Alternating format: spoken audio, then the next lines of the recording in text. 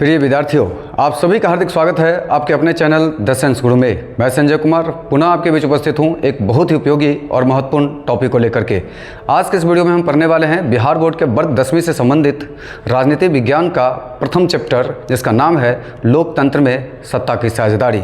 इस पाठ से संबंधित जितने भी महत्वपूर्ण परीक्षा उपयोगी तथ्य हैं, उन सबों का एक विस्तृत विवरण आप सबों के बीच में प्रस्तुत करने जा रहा हूँ। इसलिए मैं आप सबों से विनम्र आग्रह करता हूँ कि मेरे इस वीडियो के साथ आप अंत तक बने रहेंगे।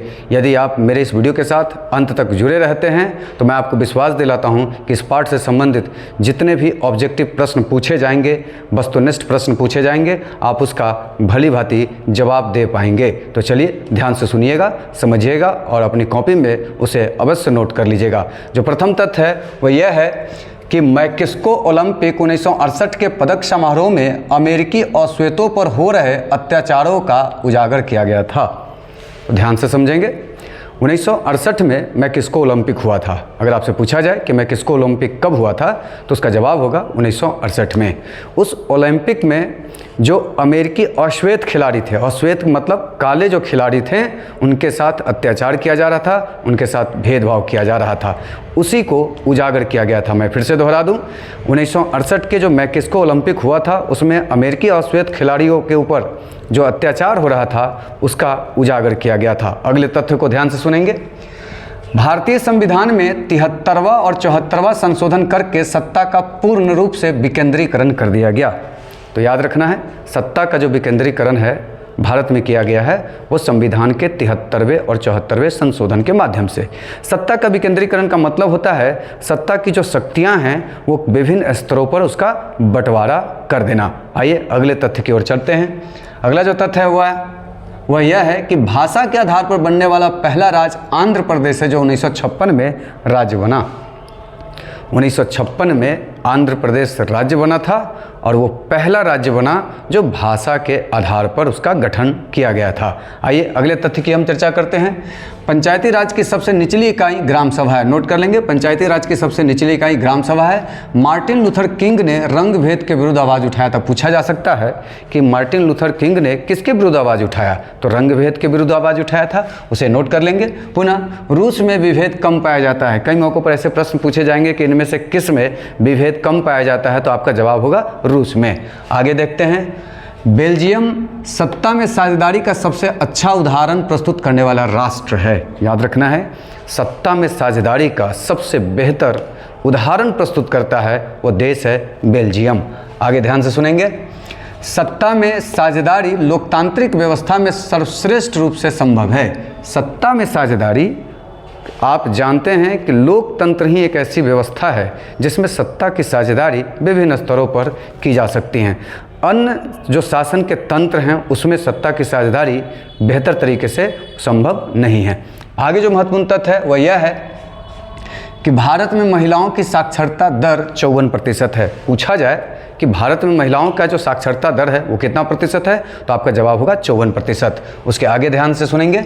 सत्ता में साझेदारी का तात्पर्य है शासन प्रशासन के मूलभूत निर्णयों को अपने अनुकूल प्रभावित करने की क्षमता प्राप्त करना। मैं फिर से दोहरा दूं, सत्ता में साझेदारी का तात्पर्य है शासन एवं प्रशासन के मूलभूत निर्णयों को अपने अनुकूल प्रभावित करने की क्षमता प्राप्त करना। अगर हम जो शासन है, प्रशासन है, उसके निर्णयों को अगर हम प्रभावित करने की क्षमता रखते हैं तो इसका मतलब है कि हमारा सत्ता में साझेदारी है, हमारी सत्ता में भागीदारी सुनिश्चित है। आगे ध्यान से सुनेंगे। आगे जो तथ्य है वह यह है कि भारत के लोकसभा में महिला प्रतिनिधियों की प्रतिशत संख्या 11% से भी नीचे है।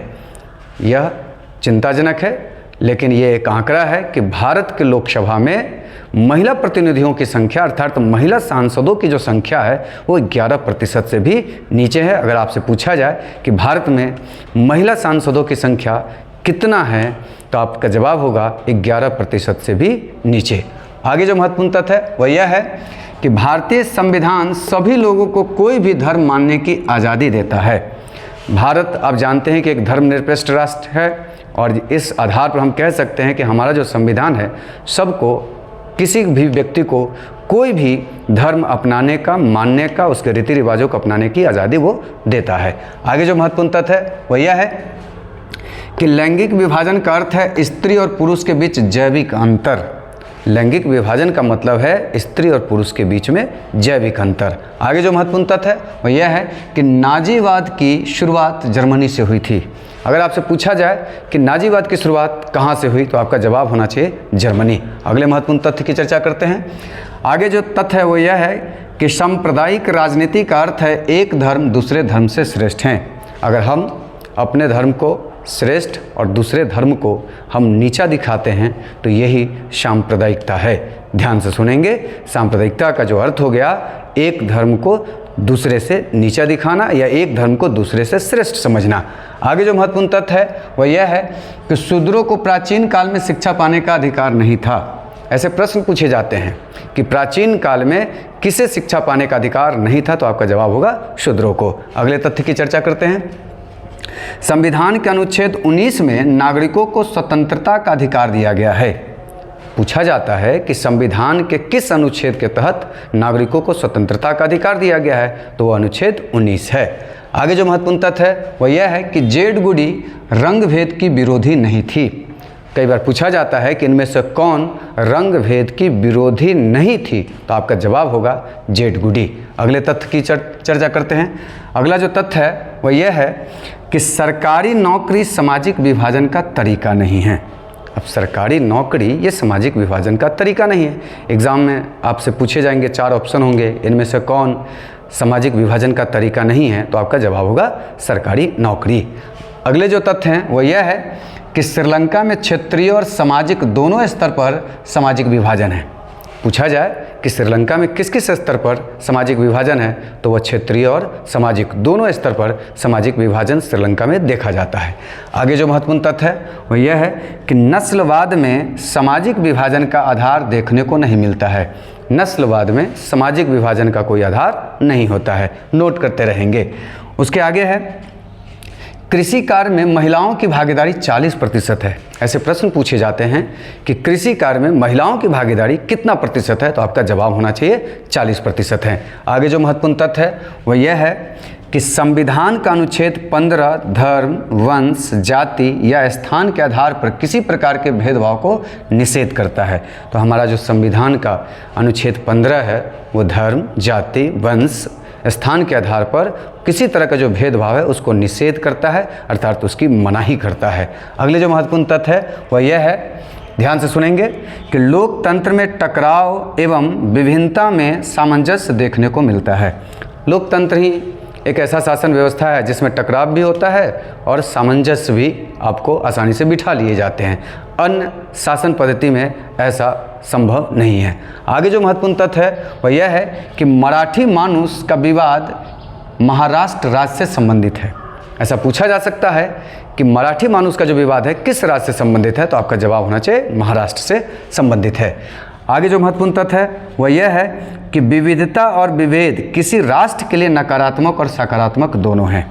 विविधता और विभेद जो है हमारे लिए हानिकारक भी हो सकता है और हमारे लिए वो फ़ायदेमंद भी हो सकता है, इसलिए से नकारात्मक और सकारात्मक हम दोनों समझेंगे। आगे जो महत्वपूर्ण तथ्य है वह यह है कि प्रोटेस्टेंट संप्रदाय ईसाई धर्म से संबंधित है। कई बार पूछे जाते हैं कि प्रोटेस्टेंट संप्रदाय जो है वो किस धर्म से संबंधित है तो आपका जवाब होना चाहिए ईसाई धर्म से संबंधित है।